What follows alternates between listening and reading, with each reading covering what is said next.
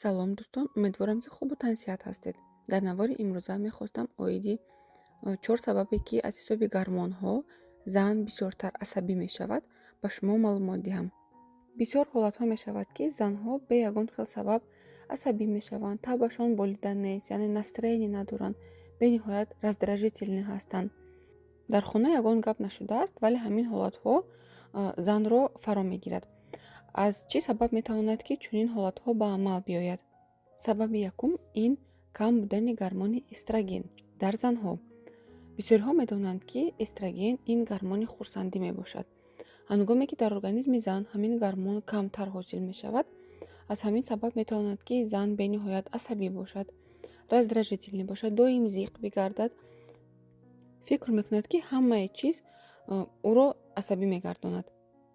дар кадом вақт метавонад ки гормони эстроген кам бошад ва дар зан чунин ҳолатҳо дида шавад? Якум ин баъд аз таваллуд, бо забони дигар агар гӯем послиродовый период. Дуюм ҳангоме ки шумо дар диетаҳои махсусе мешинед, ки бениҳоят зиёд вазн мепартояд, хароб мешавед. дар ин ҳолат низ сатҳи гормони эстроген тез паст мешавад.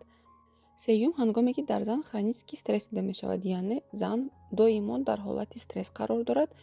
чорум ҳангоме ки дар зан задержка, яъне номунтазамии ҳайзбинӣ дида мешавад, метавонад ки сатҳи эстроген паст шавад. сабаби дуюме ки зан доимо асабӣ аст ё ин ки раздражителӣ аст, ин кам будани сатҳи гормони прогестерон. ҳангоме ки прогестерон кам мешавад, дар занҳо хоби ноором дида мешавад, доимо дар ҳолати нооромӣ ва асабӣ қарор доранд. бисёртар кадом вақт дида мешавад? Бисёртар пеш аз ҳайзбинӣ дида мешавад, яъне як ҳафта пеш аз ҳайзбинӣ, бо забони дигар мегӯянд ПМС ё ин ки предменструальный синдром. гормони прогестеронро гормони оромӣ меноманд. аз ҳамин сабаб агар ки сатҳи ҳамин гормон кам бошад, дар зан чунин ҳолатҳо дида мешавад. сабаби сеюми доимо асабӣ будан ин албатта ки баланд будани сатҳи кортизол дар организм мебошад. бисёриҳо аллакай медонанд, ки кортизол ин гормони стресс аст. ҳангоме ки сатҳи кортизол дар организм баланд мешавад, зан бениҳоят асабонӣ мешавад, хобаш ноором мешавад, мехоҳад ки зуд гирья кунад. ҳатто мешавад ҳолатҳое ки хуши ягон кор кардан дар хона низ надорад. аз ин рӯ ҳангоми ноором будан сатҳи гормони кортизол низ бояд ки санҷида шавад. ва ниҳоят сабаби чоруме ки зан доимо асабӣ аст, ин вайрон шудани кори гормонҳо, хусусан гормонҳои ғадуди сипаршакл. оиди ғадуди сипаршакл, гормонҳои ғадуди сипаршакл дар канали мо бениҳоят наворҳо бисёр ҳастанд. пурра гуфтагӣ баромадагӣ ҳастем. ссилкаашро дар зери навор мегузорам, метавонед ки тамошо кунед. ҳангоме ки гормонҳои ғадуди сипаршакл вайрон мешавад, кори тамоми организм метавонад вайрон шавад.